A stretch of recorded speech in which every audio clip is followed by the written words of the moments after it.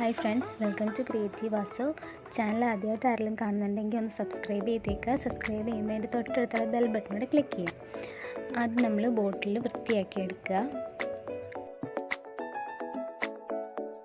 അതിലേക്ക് നമ്മൾ പച്ചിലയാണ് ഒട്ടിച്ചു കൊടുക്കുന്നത്. നമുക്ക് ഡയറക്റ്റായിട്ട് പച്ചില ഒട്ടിച്ചു കൊടുത്തു കഴിഞ്ഞാൽ അത് കുറച്ച് നാൾ കഴിയുമ്പോൾ അതങ്ങ് പോകും.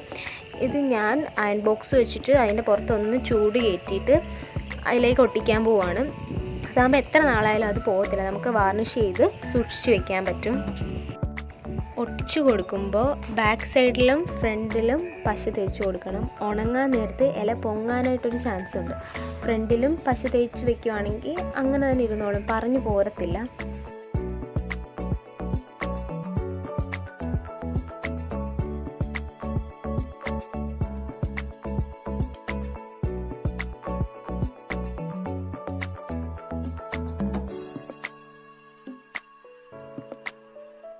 ഏത് ഇല വെച്ച് വേണമെങ്കിലും നമുക്കിത് ചെയ്യാൻ പറ്റും. വെറൈറ്റി ഇലകളൊക്കെ കൊണ്ട് ചെയ്യുമ്പോൾ നല്ല ഡിസൈൻസൊക്കെ നമുക്ക് കിട്ടും.